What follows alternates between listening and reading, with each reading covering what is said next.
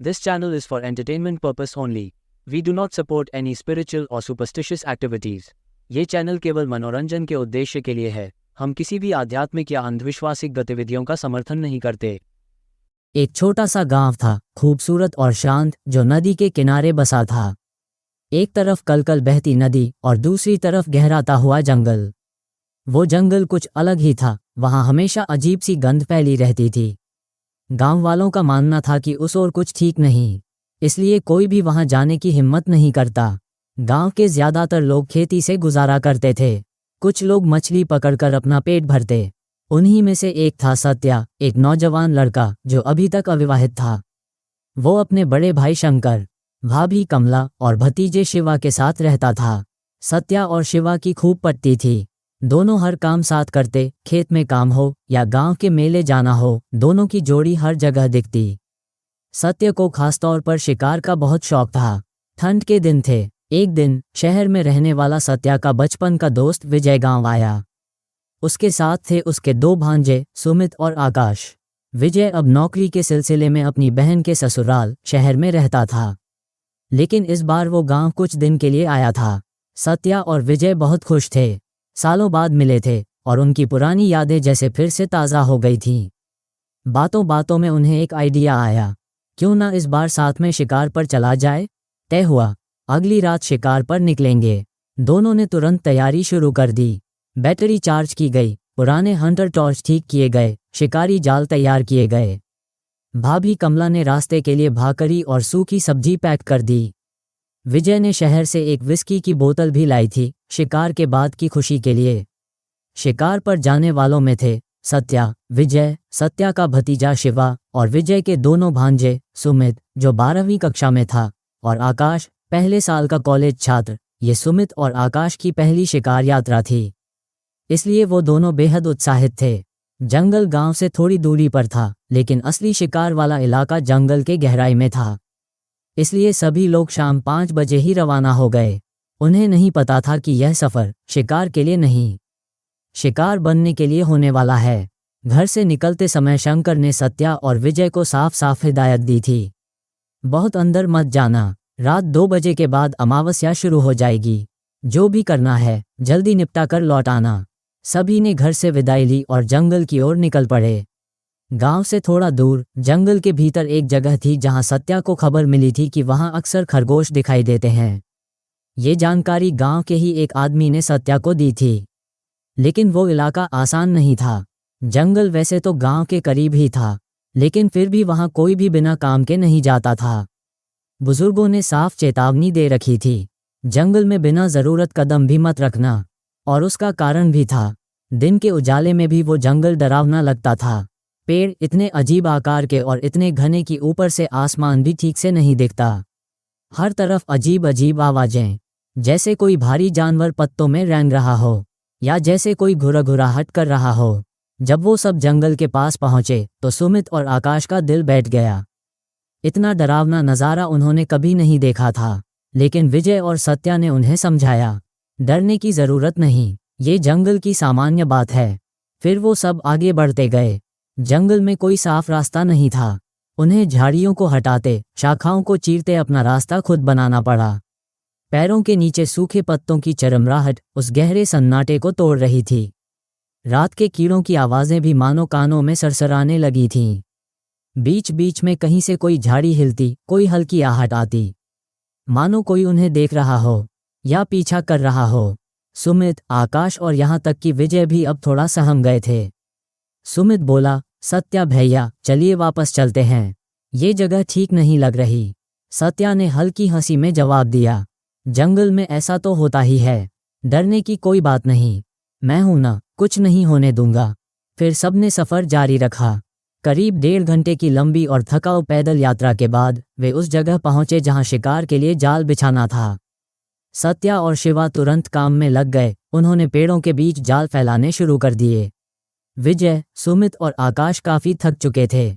इतनी दूर जंगल में पैदल चलना उनके लिए नया अनुभव था, तो वो पास ही एक साफ जगह पर बैठकर थोड़ा आराम करने लगे। अभी जंगल ने सिर्फ दस्तक दी थी, असली रात तो शुरू ही नहीं हुई थी। जाल बिछाते बिछाते सत्या, सुमित और आकाश को शिकार की बारीकियां सिखा रहा था। कैसे जानवर के पैरों के निशान पड़ते हैं, कैसे आवाज़ों से दूरी और दिशा समझी जाती है। सुमित और आकाश पूरे मन से सुन रहे थे। उनके लिए ये सब नया और रोमांचक था। इतने में घड़ी ने 7:30 बजा दिए। जाल बिछ चुके थे तो सबने थोड़ी राहत की सांस ली। थोड़ी दूर एक साफ जगह पर सभी जाकर बैठ गए। सत्या ने डब्बे से भाकरी और सूखी सब्जी निकाली और विजय ने शहर से लाई हुई विस्की की बोतल। सुमित और आकाश, जो पहले भी कभी कभार ड्रिंक कर चुके थे, उन्होंने भी अपने अपने पहिया तैयार किए। जैसे जैसे बोतल खाली होती गई और ठंडी रात बढ़ती गई, वैसे वैसे नशा गहराने लगा। रात के कीड़ों की किरकिर अब किसी शाप जैसी लगने लगी थी। लेकिन सब इतनी बातों और ठहाकों में डूबे थे कि किसी ने ध्यान ही नहीं दिया। विजय और सत्या पुराने दिनों की यादों में खोए हुए थे। दोस्त, मस्ती, लड़कपन, उन लम्हों की गर्मी में अमावस्या की सर्द रात भी फीकी लग रही थी। कब घड़ी ने 11 बजा दिए, किसी को भनक तक नहीं लगी। अचानक सत्या उठा। चलो देख के आते हैं, कोई शिकार फंसा है क्या? उसने शिवा को आवाज दी और दोनों चल पड़े। कुछ सेकंड बाद विजय, सुमित और आकाश भी पीछे हो लिए। नशे में हल्के लड़खड़ाते कदम, टॉर्च की रोशनी झूमती हुई आगे बढ़ रही थी। जैसे ही वे उस रास्ते पर चले, एक अजीब सी घुटन महसूस होने लगी। मानो हवा भारी हो गई हो, किसी ने उनका रास्ता देख लिया हो या उन्हें देखा जा रहा हो। कानों में सरसराहट थी, लेकिन पत्ते नहीं हिले थे। एक गंध, जैसे कुछ सड़ा हुआ, जैसे मौत की सांसें। सुमित ने धीरे से कहा, आपको भी कुछ अजीब लग रहा है? लेकिन सत्या ने नजरें सामने रखीं। शिकार के वक्त डर नहीं दिखाते। अब वे उस जगह पहुंचे जहां जाल बिछाए थे, और फिर टॉर्च की रोशनी ने जो दिखाया, उनकी रूह कांप उठी। जाल के बीचों बीच एक भेक, जंगली साही जैसा जानवर फंसा हुआ था। लेकिन ये कोई आम भेक नहीं था। करीब 3.5 फुट लंबा, डरावना, और उसका शरीर कुछ असामान्य दिख रहा था। जैसे सूजा हुआ हो या जैसे उसमें कुछ और पल रहा हो। वो छटपटा रहा था और जाल के साथ साथ पूरा पेड़ तक हिल रहा था। सत्या उसे संभालने के लिए आगे बढ़ा, लेकिन जैसे ही उसने पास जाने की कोशिश की, उस भेक ने जोर से झटका मारा। सत्या जमीन से उछलकर दूर जा गिरा। शिवा दौड़कर उसके पास गया। सत्य को ज्यादा चोट नहीं लगी थी, लेकिन वो पूरी तरह हिल गया था। वो भेक अब भी छटपटा रहा था, लेकिन अब उसकी आंखें सामान्य नहीं थीं। उसके पुतले उल्टे हो चुके थे, सफेद, गहरे, खाली, और जैसे कोई देख रहा हो उनके भीतर से। भेक ने जैसे ही सत्या को जमीन पर पटक दिया, वो तिलमिला उठा, गुस्से से भरा हुआ, आंखों में शिकारी की आग। अबे कमीने, कहते हुए वो फिर झपटा। लेकिन इस बार भी वो जानवर और ज्यादा ताकत से झटका मारकर जाल से छूट निकला और जंगल की अंधेरी गर्त में गायब हो गया। सत्या और शिवा कुछ दूर तक उसके पीछे दौड़े, लेकिन बैटरी की मध्यम रोशनी और पेड़ों की घनघोर छाया ने उनका रास्ता रोक लिया। कुछ ही सेकंड में वो भेक मानो हवा में घुल गया। मायूस और गुस्से में भरे सत्या और शिवा वापस लौटे। अब उनका ध्यान जाल की ओर गया। वो पूरा का पूरा जाल एक झाड़ी में गुंथ चुका था, टेढ़ा मेढ़ा, उलझा हुआ। सत्या को सबसे ज्यादा गुस्सा इस बात का था कि शिकार हाथ से गया और जाल भी बर्बाद। जाल निकालते वक्त उनके हाथ छिलने लगे, जगह जगह जाल फटने लगा। उसी दौरान सत्य के हाथ को एक अजीब सा ठंडा और गीला स्पर्श महसूस हुआ, जैसे कोई मिट्टी में दबा पुराना मटका। उसने झाड़ी से खींचकर उसे निकालने की कोशिश की, लेकिन जैसे ही वो उसके हाथ से फिसला, जमीन पर गिरा और टुकड़े टुकड़े हो गया। शिवा भी डरते डरते पास आया।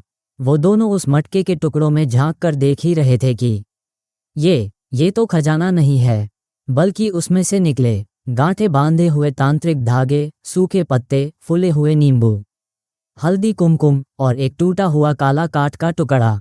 चारों ओर सन्नाटा। तभी कहीं दूर से ढोल ताशों की आवाज आने लगी। पहले सत्या को लगा शायद कोई शादी ब्याह होगा, लेकिन फिर सभी ने वो आवाज सुनी और धीरे धीरे सबके चेहरे का रंग उड़ गया। इस घने जंगल में, और वो भी रात के इस वक्त। ढोल ताशे, ये कैसे हो सकता है? विजय ने धीमे से पूछा, क्या कोई जागरण चल रहा है? सभी ने इधर उधर देखने की कोशिश की, लेकिन सिर्फ अंधेरा। हर दिशा से वही आवाजें, ढोल की थापें, जैसे कोई तांत्रिक पूजा हो रही हो। सत्या की नजर घड़ी पर गई। रात के 12:30 बज चुके थे। उसे शंकर के शब्द याद आए, 2 बजे के बाद अमावस्या शुरू होती है, उससे पहले वापस आ जाना। अब उसे एहसास हुआ कि वो समय खिसक रहा है और कुछ घटने को है। उसने तुरंत कहा, चलो, जितना बचा है समेटो और निकलो यहाँ से। सबने मिलकर जाल को किसी तरह खींचा, जितना हो सका समेटा। वो टूटा हुआ तांत्रिक मटका और उसके सामान वहीं फेंक दिया गया। लेकिन जाते जाते किसी ने नहीं देखा कि उस मटके के पास एक काली परछाई धीरे धीरे रेंग रही थी। सत्या को रास्ता मालूम था, इसलिए वो सबसे आगे आगे चल रहा था। उसके पीछे सुमित, आकाश और विजय थे और सबसे पीछे था शिवा। लेकिन किस्मत को कुछ और ही मंजूर था। बहुत देर तक चलते रहने के बावजूद उन्हें सही रास्ता नहीं मिल रहा था। तभी अचानक शिवा बोला, काका, लगता है हम इस जगह पहले भी आ चुके हैं। ये वही जगह है जहां हम पहले बैठे थे। और जैसे ही उसने ये कहा, आसमान में अंधकार और गहराने लगा। अमावस्या शुरू हो चुकी थी। दूर से ढोल ताशों की आवाज़ें तेज होती जा रही थीं। हवा में एक अजीब सी ठंडक भर गई थी और फिर वो दुर्गंध, जैसे सड़े हुए मांस की। विजय डरते हुए बोला, मुझे ये सब कुछ बहुत अजीब लग रहा है, हमें यहाँ से जल्दी निकलना चाहिए। ठंड में भी सबके शरीर से पसीना बह रहा था। सब एक दूसरे को डरे हुए नजरों से देखने लगे। सत्या भी घबरा चुका था। अब आगे क्या करना है उसे कुछ समझ नहीं आ रहा था। तभी उन्होंने देखा, सामने कई मशालें जल रही थीं। जब उन्होंने ध्यान से देखा तो उनके रोंगटे खड़े हो गए। वो कोई आम बारात नहीं थी, वो एक मृत बारात थी। बारात में शामिल लोगों के सिर ही नहीं थे, उनके कपड़े खून से सने हुए थे और वो बारात धीरे धीरे सत्या और उसके दोस्तों की ओर बढ़ रही थी। ये देखकर सबने वहां से दौड़ लगा दी। उधर गांव में शंकर को चिंता होने लगी थी, क्योंकि उसके साथ शहर से आए सुमित, आकाश और विजय भी थे। शंकर ने गांव के कुछ लोगों को इकट्ठा किया और जंगल की ओर निकल पड़ा। जंगल बहुत बड़ा था और रास्ते अनजान थे, लेकिन खोज जारी रही। इधर सत्या और उसके साथी जान बचाकर भाग रहे थे। कांटों, झाड़ियों और पथरीले रास्तों में भागते हुए उनके शरीर पर कई जगह चोटें आ गई थीं। खून बह रहा था, लेकिन डर इतना गहरा था कि किसी को दर्द महसूस ही नहीं हो रहा था। अब सत्या को समझ में आ गया था, वे एक अघोरी कुंड में फंस चुके हैं और अब वहां से निकलना आसान नहीं होगा। सत्या ने अपनी गांव की देवी का नाम लेकर एक अलग दिशा में जाने का फैसला किया। भागते भागते वो सब थक चुके थे, लेकिन मौत से बचने की कोशिश अभी जारी थी। तभी सत्या ने पीछे मुड़कर देखा, बारात अब नहीं दिख रही थी। लेकिन उस बारात का दूल्हा उनकी तरफ आ रहा था और उसके पीछे थी उसकी भूतिया दुल्हन। उन दोनों के हाथों में उनके अपने ही कटे हुए सिर थे। वे दोनों बहुत ही भयावह और विकृत दिख रहे थे। अपने पूरे जोर से दौड़ते हुए भी सत्या और उसके साथी उन भूतों से पीछा नहीं छुड़ा पा रहे थे। रास्ते में जो भी पेड़ की टहनियां या बड़े बड़े पत्थर आते, वो उन भूतों द्वारा उनकी राह में फेंके जा रहे थे। अब तो सबको लगने लगा था कि उनका अंत निकट है। झाड़ियों को चीरते हुए, कांटों से लहूलुहान हालत में वे एक खुली जगह पर पहुंचे। सत्या को वो जगह जानी पहचानी सी लगी और फिर उसे याद आया, ये जगह उनके गांव की देवी के मंदिर का परिसर था। मंदिर दिखते ही सबकी सांस में सांस आए। बिना एक पल गनवाए वे सभी मंदिर के भीतर घुसे। वहां देवी के पुजारी सो रहे थे, लेकिन इनकी हड़बड़ी देखकर वे जाग गए। सत्या ने उन्हें पूरी घटना बताई। पुजारी खुद भी हैरान रह गए, क्योंकि ऐसा मामला उन्होंने कभी नहीं सुना था। कुछ ही देर में गांव के लोग भी मंदिर में पहुंच गए, जो इन्हें ढूंढने निकले थे। उसी समय मंदिर के पास एक भयानक आवाज गूंजी। सबने देखा, वही भूतों की बारात अब गांव की पुरानी सीमा वेशी तक पहुंच चुकी थी। उन्होंने वहां खड़े एक पुराने पेड़ को जड़ों से उखाड़ दिया और उसकी टहनियां गांव वालों की ओर फेंक दी। कुछ लोग घायल हो गए। भूत अब डरावनी आवाजों में चिल्लाते हुए नाचने लगे, लेकिन मंदिर की सीमा पार नहीं कर पा रहे थे। इधर सुबह का उजाला होने लगा और सूरज की पहली किरण के साथ वो डरावनी बारात कहीं गायब हो गई। मगर गांव वाले अभी भी डरे हुए थे। उन्होंने पुजारी से इसका कोई उपाय निकालने की विनती की। पुजारी ने अपनी सारी पोथियां खंगाल डाली, पर कोई हल नहीं मिला। उन्होंने कहा, इसका उत्तर शायद मेरे पिता वामन भट्ट को ही पता हो सकता है। गांव के कुछ लोग तुरंत वामन भट्ट के पास पहुंचे। उधर शंकर और बाकी लोग सत्य, विजय, शिवा, सुमित और आकाश को वैद्य के पास ले गए इलाज के लिए। जब सभी ठीक होकर वामन भट्ट के पास पहुंचे तो उन्होंने एक पुरानी कहानी सुनानी शुरू की। बहुत साल पहले की बात है, वामन भट्ट बोले, जब मेरे दादा इस गांव की देवी मंदिर के पुजारी हुआ करते थे। उस समय भारत पर अंग्रेजों का राज था। गांवों में ना सड़कें थीं ना साधन, लोग पैदल या बैलगाड़ी से सफ़र करते थे। उस समय गांव में एक लड़के की शादी तय हुई थी। दुल्हन पड़ोस के गांव की थी तो बारात वहां गई। शादी अच्छे से हुई, लेकिन रात होते होते सबको वहां रुकना पड़ा। गांव वालों ने आग्रह किया कि रात में वापस ना जाएं, क्योंकि उस जंगल में डकैतों का डर था। पर हमारे गांव के लोगों ने उनकी बात नहीं मानी और यही उनकी सबसे बड़ी भूल बन गई। वामन भट्ट बोले, और उस रात जो नहीं होना चाहिए था वही हुआ। बारात जैसे ही जंगल में दाखिल हुई, उन्हें दरिंदों ने घेर लिया। वे डकैत न सिर्फ हथियारों से लैस थे, बल्कि दिल से भी पत्थर बन चुके थे। उनके पास तलवारें थीं, भाले थे और एक वहशी दरिंदगी जो इंसान को हैवान बना देती है। बारातियों ने बचने की कोशिश की, लेकिन बिना हथियारों के वो कुछ भी नहीं कर सके। डकैतों ने सिर्फ लूटमार नहीं की, बल्कि वो पाशविकता की सारी हदें पार कर गए। उन्होंने एक एक कर सभी बारातियों के सिर धड़ से अलग कर दिए।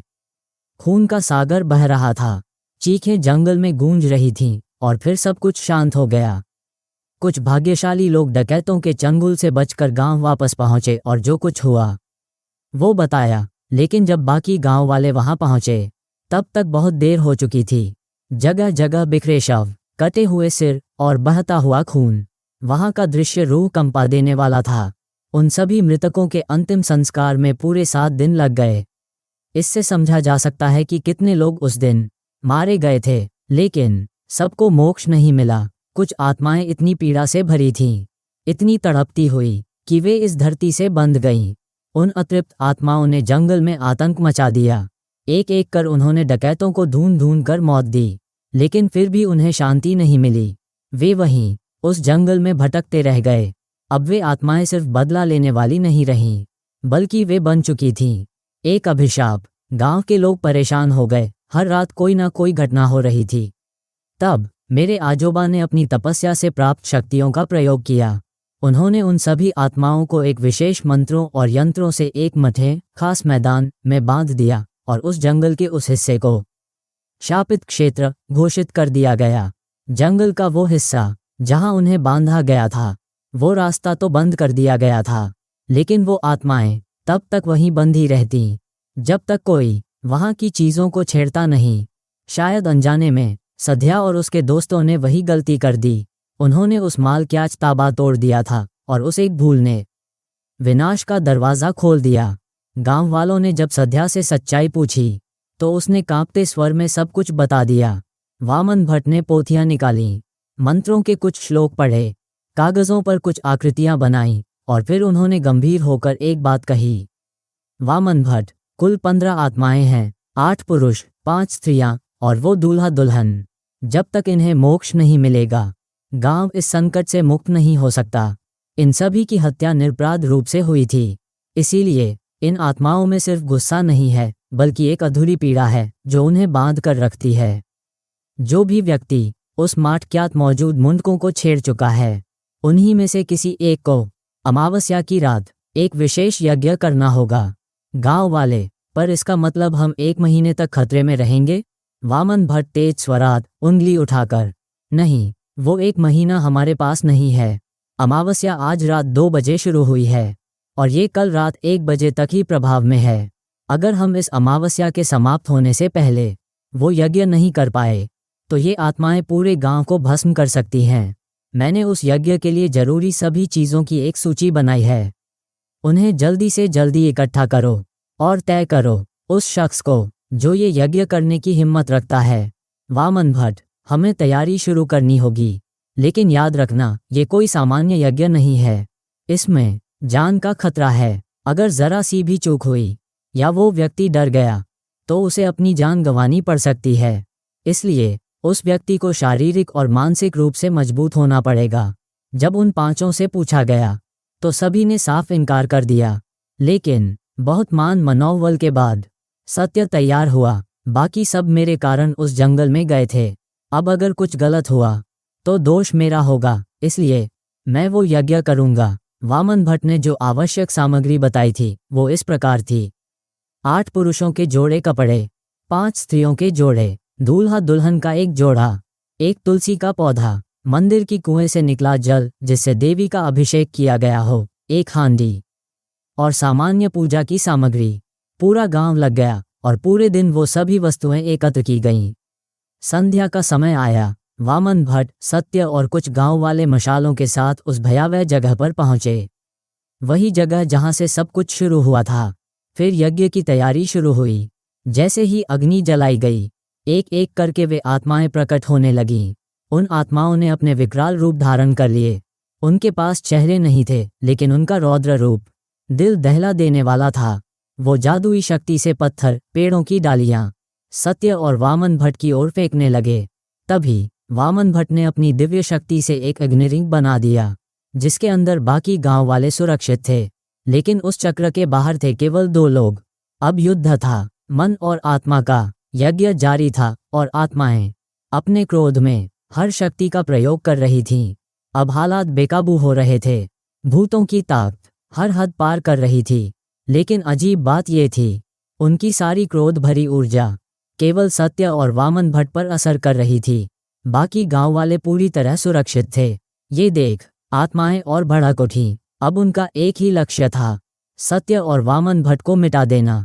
उन्होंने दोनों पर एक साथ हमला बोला। उनका शरीर लहूलुहान हो चुका था, कपड़े फटे हुए, चेहरे पर घाव, लेकिन वामन भट्ट के होंठ अभी भी मंत्र पढ़ रहे थे। अमावस्या की रात अब बस कुछ ही पलों की मेहमान थी और यज्ञ अपने अंतिम चरण में पहुंच चुका था। वामन भट्ट ने तेजी से उन विशेष कपड़ों को यज्ञ मंडल के अलग अलग हिस्सों में रखा और उन पर देवी के अभिषेक का जल छिड़क दिया और हुआ चमत्कार। सारी आत्माएं उस जल से बंधे हुए कपड़ों की ओर खींचती चली गईं।